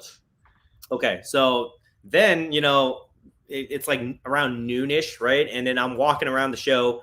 And then he comes up to me and he taps me on the shoulder and be like, "Hey, dude, I think I might get my case back. Somebody said they're going to turn it in. We don't have it in hand yet, but somebody's said that they messaged the promoter of the show and they're going to bring it to him or whatever, right?" And I was like, "Oh, yes." I was like, "Yes." But he didn't have it in hand yet, so we don't know if there was going to be any missing cards or anything like that. So we didn't want to celebrate too soon, but that was a great sign, right? At least there was a lead to the mysterious missing orange case, right? Right? So we just had to wait, okay, till that person turned it in, and then he was going to get his case, right? But that made me feel a lot better, obviously. So at that point, I was just like kind of like hoping that everything was going to be there, or at least most of his cards would be there, or whatever. Okay. Yeah, because I had asked you when you told me, and I was like, "Well, are the cards still there?" And you said, "I don't even know yet. He hasn't. Right. He's just going to go get the case." Exactly. Okay. So that is the end. That is part 2. That is part 2 of the story, guys, where we got a lead, and now we were just waiting to get the case in hand to see what was there. Okay. Actually, I'll tell you what happened. Okay. And then we'll get to part 3 where we can kind of speculate. Okay. So basically, we waited about an hour. Okay. For the case to be turned in, and luckily the case was turned into the promoter. I guess this is where it's fuzzy, so I'm just gonna have to fill in the details myself. If I'm wrong, I apologize, but I'm just gonna fill it into what I believe happened. Okay. The case allegedly happened. Allegedly, you're a lawyer. You're the lawyer, dang. I get what to say. Allegedly the case was turned into the promoter. Okay. The promoter got it, gave it immediately to Sunday League Investor, and he checked it. Everything was in there. Thank God, everything was in there. All the cards in there. And then Brian, a Sunday League Investor, he did give a reward to the person. So I don't know if he gave it directly to the person that brought the case in, or if he gave it to the promoter and the promoter gave it to the person. But this is another thing that I forgot to mention, is that in the morning, he did post his own story on Instagram where he said he was going to give a reward for the case. Right. Okay? I saw that. Yeah. Right. So remember this detail, guys. This is very important. So he, so the case was brought in later around like noon, and then he did give a reward to that person. Okay. And everything was in there. So he was happy. He got his case back. It was a happy ending to this mysterious story of the mysterious missing orange case. Okay. So everything was good. He paid the reward. It was, X amount of dollars. I don't know how much it was, but he paid the reward. He got his cards back. So he was super happy. And then he left the show that day. Okay. So that is what happened. That is what happened. Okay. But now this is where we get to talk about, this is where we get to speculate a little bit for fun, guys. Okay. Yeah, this last time he was definitely crying from just happiness, yeah. from a leap of joy. For sure, he's got trackers in that case now. So everything worked out really well. Lesson learned. Lesson learned. But this is where it gets a little hazy with the details. So this is where we go into part 3. But let me just answer this question from Tommy real quick here. Okay. What do you guys think will happen to SGC, HGA, and other grading companies once PSA opens all its tiers again? That will depend on whether PSA can meet the demand for their cards. I think that still will be room for HGC and HGA cards as long as their turnaround time is quick. Okay, yeah, they have to be on point. They have to be on point. Right. PSA, their turnaround time is not going to be quick when they open the bulk submissions. Okay, for sure. So it just kind of depends. If they can keep up with that timeline of like 1 month turnaround time or quicker, then I think that they still do have a place. It's very niche though. Like I know for myself, it's very hard for me to sell SGC or even HGA graded cards. Okay, but I think that they will have their niche. Merlin, you submit with them a lot, actually. I do, yeah. Just because I just need the card slab to sell or trade with, and then if those people buy from me or trade from me, then if they want later down the road, they can crack it open like many people do, and then send it to whatever grading company they want.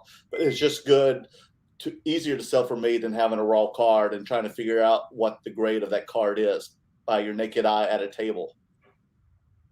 But I don't know when PSA is going to do bulk again. I can't see really that happening for another year or two at least. What do you think? I think so. I don't think at least not another year, maybe 2 years. What, to open up the bulk submission? I mean, yeah. The Nat Turner said he's going to do it within a matter of weeks. Within December he's going to open it up. He said bulk. I think he tweeted it or he put it on Instagram or something. So I think it's coming. So all these people are just waiting. Have all these boxes of cards waiting to get graded from PSA because these people only want PSA grades. So everybody's going to dump them. It's just going to be like a tsunami full of raw cards being graded by PSA. Yeah. So imagine what's going to happen. I mean, unless PSA catches up and they can return your cards within 2 or 3 months, probably those other companies have a space. I still have like 10 bulk submissions with PSA. That aren't back. Almost a year long. Right. Okay, Cora. Hey Curator, just got a super clean Mike Trout 2011 Topps update for $400. Was wondering if I should move right now to for profit or if I could get a grade. I would not move the Trout cards because Trout market is down. People think that he's finished just because he didn't play last year. If he comes back healthy next year, they're going to get a pop for sure. I would put that in a PSA slab and just hold on to it until the season starts. Okay, definitely not a desperate sell. Right, assuming that he can come back. I think that you've got enough room in there where you're protected against any type of drops in the comps. So I think you're good. Okay, put it in a PSA holder. Well, how bad was his injury? I don't even know. Like he hurt like a hamstring or something. But I mean, he missed the whole season essentially. Oh, wow. Okay. But I think they shut him down because they didn't want to bring him back and risk injury because they were nowhere near the playoffs. Yeah, they knew they weren't going to win the World Series or even be in the playoffs. Right. Okay. 40 something. Do you think it's legal for PSA to upcharge you thousands of dollars for getting a PSA 10? Is it legal? I mean, it's part of their business policy. So I guess they could do whatever they want. There's yes. Upcharge. Okay. Yes, it is legal because they're a business. They can do whatever they want. They do have that language written into their contract that you sign when you send the cards in. So it sucks, but you have to look at it on the bright side. If it increases the value of your card to the extent that they would upcharge you, then it's worth it.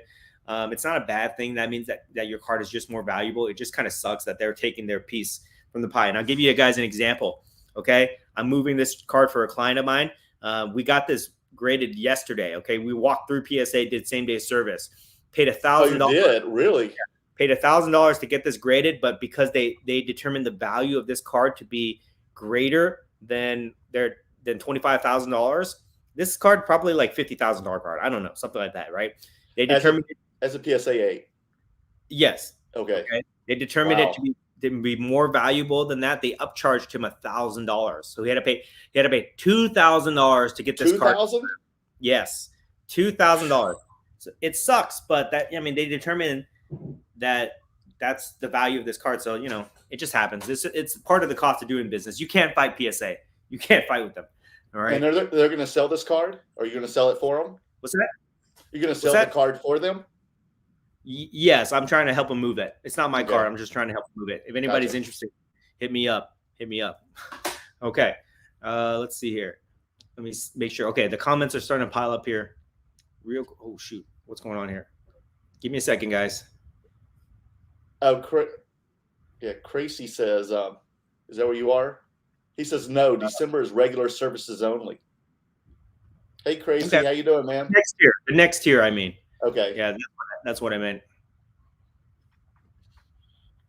Okay, bulk slabs. Okay, so I guess he's not opening up bulk. I think he's going to open the next tier. So who knows when bulk is. That was just crazy. Okay, Michael Brown answers this question. Mike Trout had a calf strain, the worst calf strain in history. Yeah, obviously. Yeah.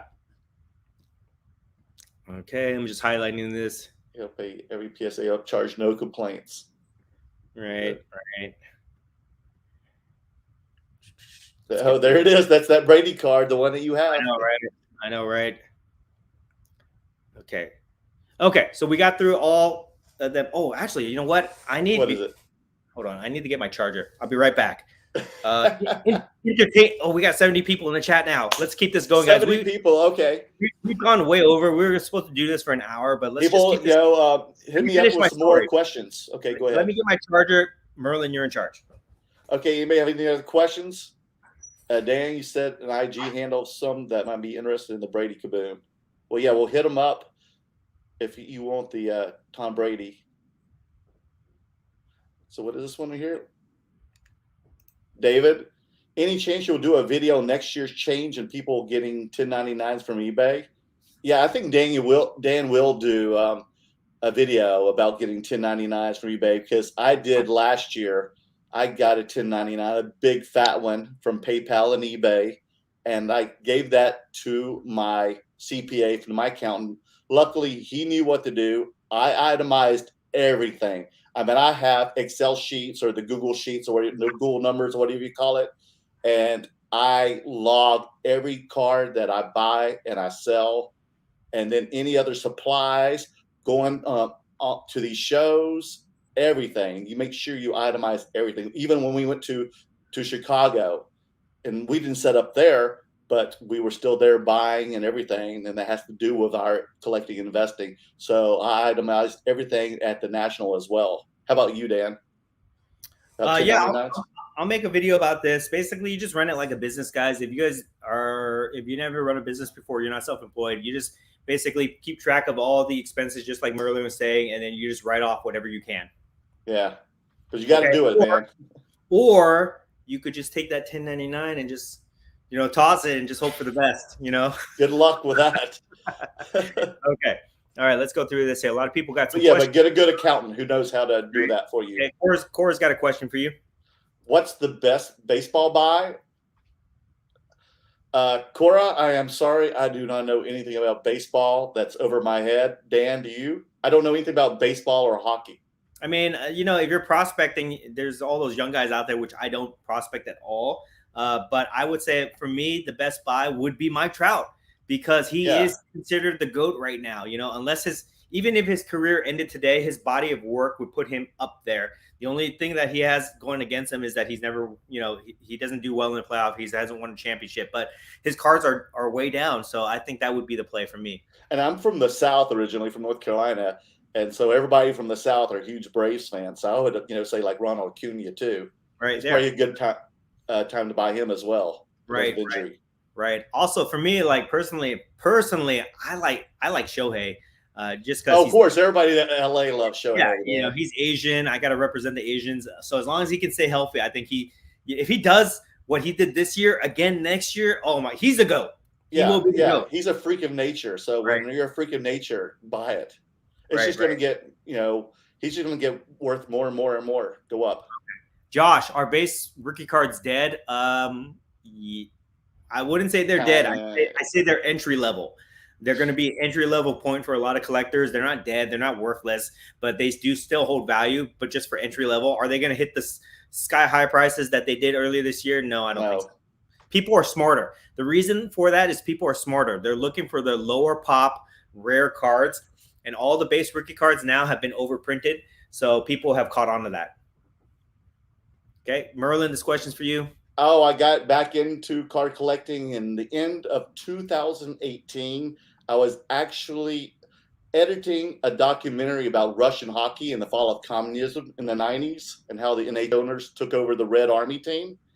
And that, when I was working on it, it reminded me when I was collecting cards in the 90s. And this is how I made money in college back when I went to the University of Tennessee, North Carolina. This is how I would make my beer money.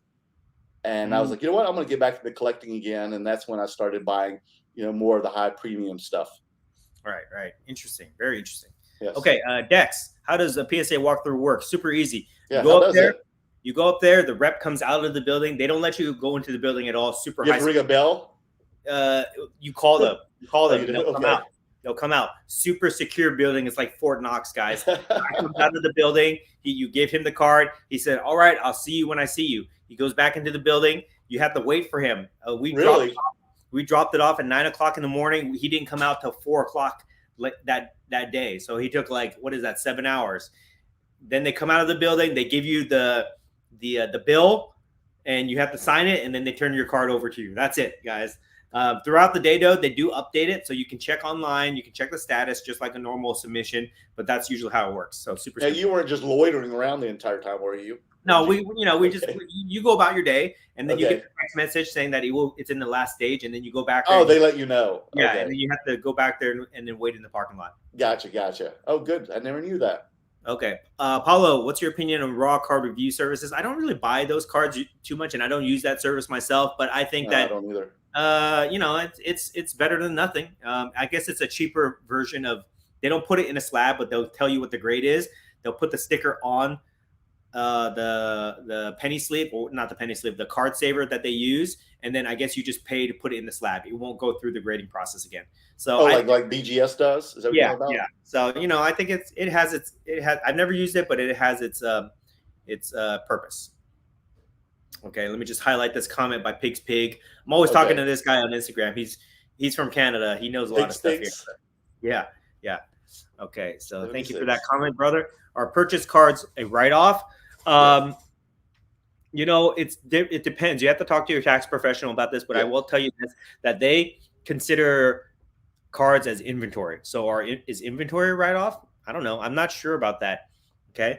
But just kind of keep that in mind. Talk to your tax professional. I'm not a tax guy. I can't. Yeah. It's just like, well, he's a lawyer. I would say I'm not a lawyer and I'm not a tax guy. Right. Cora, I don't do baseball prospecting. Do you, Merlin? No, don't know anything about it. It's for me, it's speculating, it's gambling. I like to put my money towards the people that I like, which are like the GOATs, unless there's a young guy that I really like, but I don't usually do it. Okay. Cora's commenting. Cora's very active in the chat. She is. Cool. Mookie Betts. Oh, David likes Mookie Betts. That's a good one, I guess, for the Dodgers.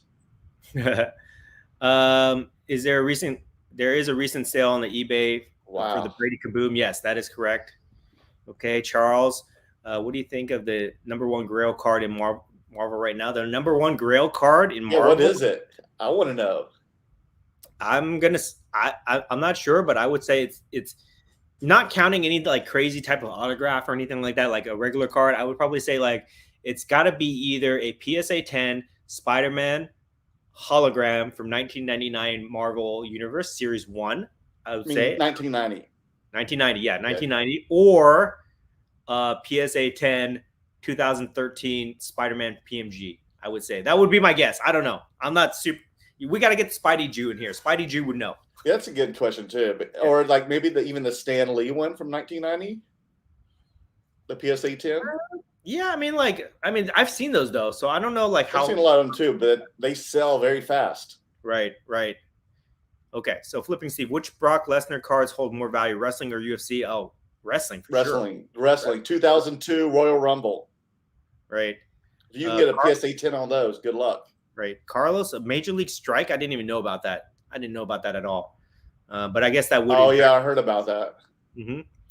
Did you guys, David? Did you guys see the PSA 10 Luke Woo! Skywalker Oh for my 54,000? Yes, I did.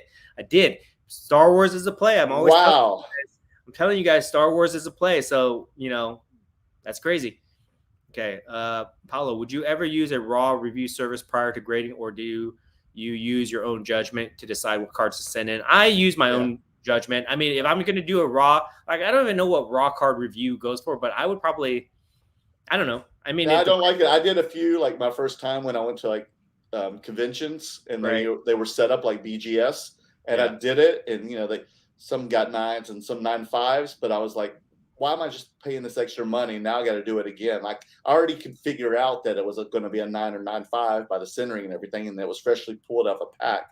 So I should have just gone and just cut the chase and got it, encapsulated. Right. Cora, again, UFC cards, are they a fad in your opinion? No, I think UFC is a play, guys. UFC is not going anywhere, and as they make more and more cards, whoever has a license for it, Panini, I think that Panini does, yes. They will gain popularity. Okay. Marvel blue PMG. Oh, I would say the green PMG would be the most valuable one. And what's that one numbered out of? 10. Okay. In the blue one? 50. Oh, it is. Okay. So there's nothing less than 10? Is there like a 5 or a 1? 1 of 1? There are purple ones. I don't know if they do it every year that they did it, but I've seen purple ones go for number to 5. Oh, wow. That's going to be a lot. Right. Okay. And there are golds 1 of 1s too. Oh, there are. Oh, my goodness. Have you seen one listed at all? No, but I saw one at the Dallas show, a gold Venom. A guy wanted. What was it going for? He was asking 150,000. Did he sell it? No, that's just like his I don't want to sell number. Okay. Right. Okay. Did we get through? Okay. Are we okay? We got all the questions. Now we talk about part 3, guys. What everybody's waiting for, part 3 of the mysterious missing case. Okay. This is so you guys know. This is better than the Squid Game, folks. Right. You guys know what happened. You guys know how the case went missing. You guys know how the case was returned. Now what we have to speculate on is what happened in between then, okay? And this is where we ask questions because we don't know what happened. So this is where we just have to ask questions, okay? And guys, I'm not trying to – let me just preference this. I'm not trying to start anything. I'm not trying to start any heat between anybody. This is just a fun conversation between me, Merlin, and the rest of the 68 people in the chat right now, okay? Can't believe we have that many people. All right. So a couple things I want to ask myself here is, number one, from what I heard, okay, and I have a first-hand hand source about this, the person who returned the case, asked to remain anonymous, okay? So begs the question, why, right? Why do they want to be anonymous, right? Okay, that's number one. Number two, they didn't return that case till like noon the next day, okay? Where were they? Like, and that person supposedly was a dealer at the show. Why?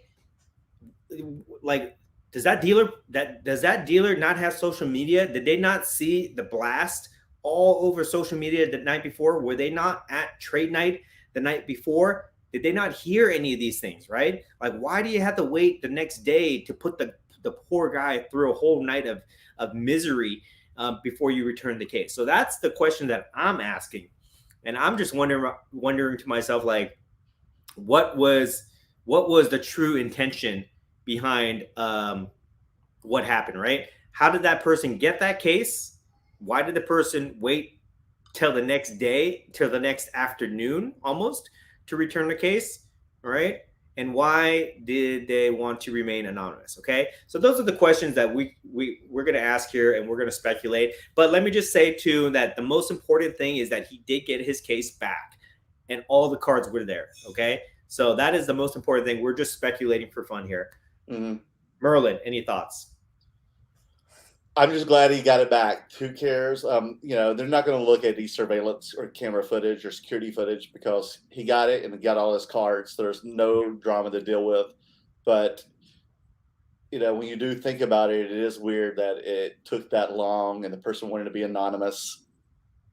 But yeah, why did they hold it for that long? Why didn't they contact the promoter the night before, the Saturday when it actually happened? I mean, if it was me, I would have just sent it right back to Dion, the promoter, and given it to Right. him. Right. Like if you because you know that this person, whoever's boxes right. is having a nervous breakdown right now. Right, exactly, right. And if you pick up the case, let's just say you pick it up right after he leaves the show at the end of the show, unless you are that last person at that show, why would you not give it to one of the organizers of the show to turn it into Lost and Found? Number one, right? Why would you not go to trade night, which was happening 5 minutes away, to ask, is anybody missing a case, right?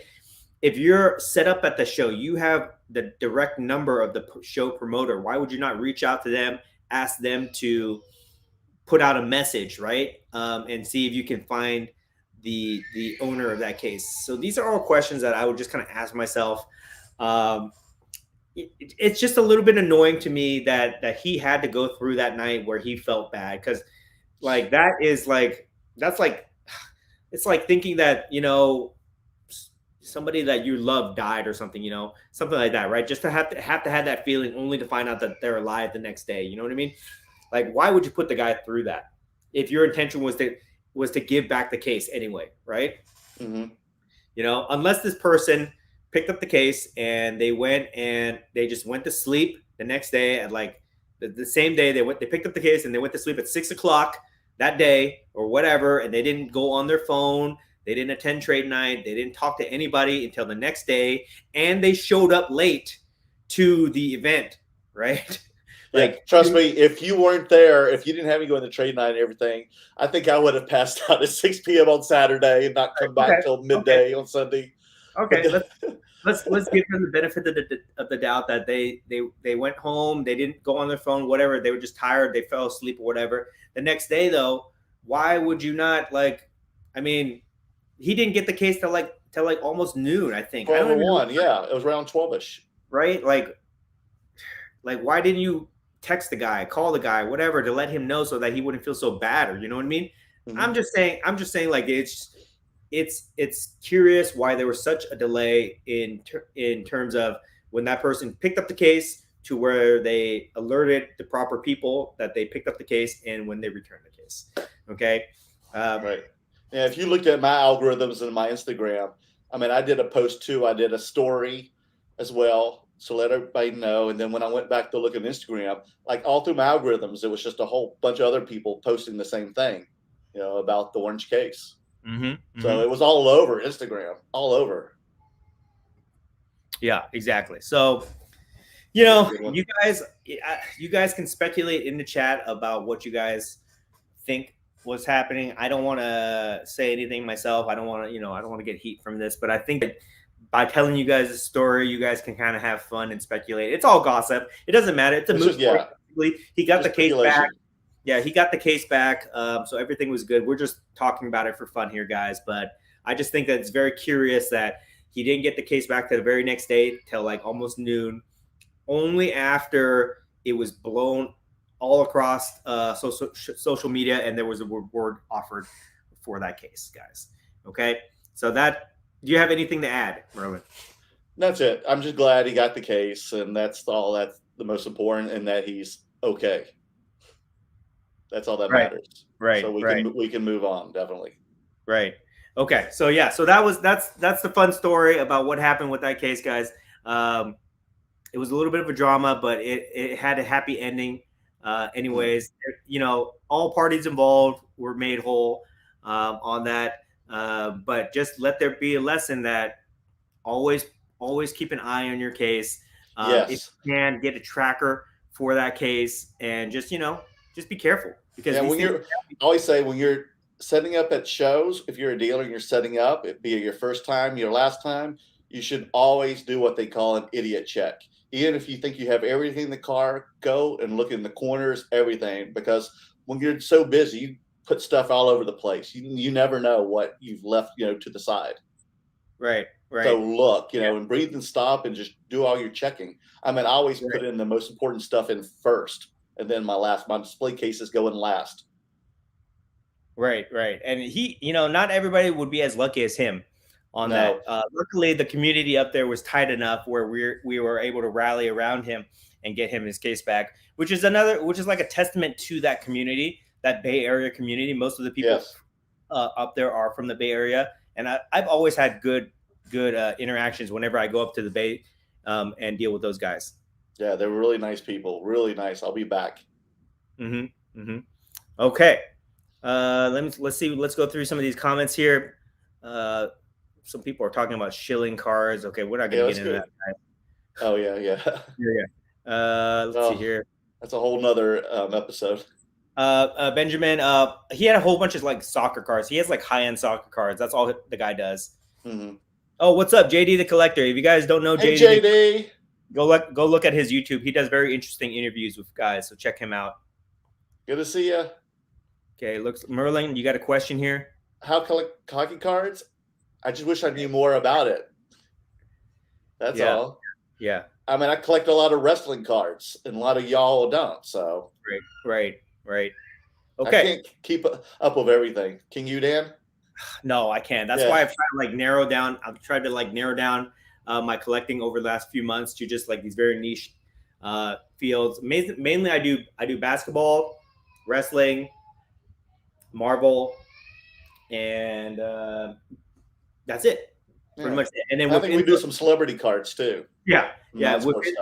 Within those areas, I do like niche things too, like PMGs, exquisite things like that, rookie cards, things like that. Oh my God, that's going to be another episode. I can't wait for you to talk about the WWE exquisite. Yeah, wherever that was. Oh my gosh. Oh man.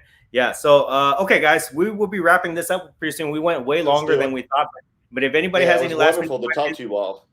Right. If anybody has any last minute questions, put them in the chat. We'll be here for about another 5 minutes or so. Okay. Before I got to jump off and go have dinner with the family and all that stuff. Your daughter's crying for you. Yeah. If anybody has any last minute questions, put them in the chat. Let me see here. Adam, is Market Movers worth shelling out the cash for? I don't use Market Movers. I think it's kind of expensive. How much is it per month for that? Oh my gosh. I want to say like 45 or 50. That's pricey for an app, to be honest. A month? You're paying $45 a month to use that? I think so. Yeah. Does anybody know? Anybody else on here use Market Movers? I use Card Investors. You use Card Ladder? Yeah, I use Card Ladder, and it's like I bought the yearly membership, so it's like I think it's like $12 a month or something like that. The only thing that annoys me with Card Ladder is it doesn't have all the cards. Okay. But so I'll but I like it. When you're walking around a show and you need to check prices, is that what you use the Card Ladder? Yeah. Okay. And then I keep track of my own cards on there and the values of all that stuff. So to me, it can be better, but I like it. I like the way that it looks. I like the way that the user interface and all that stuff. So Card Ladder, if I forget the guy who's like the CEO, I think his name is Chris. Chris, if you're watching, please give us a sponsorship. Please sponsor Chris.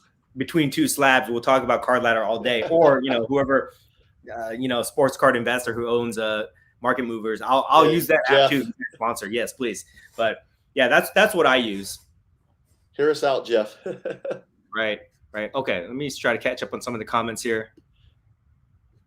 Let's see, 40 something. Both of you attend many big shows. What is your view on Peyton Manning cards? Well, I'm a Tennessee volunteer. I went to undergrad at Tennessee, so I'm a huge Peyton Manning fan.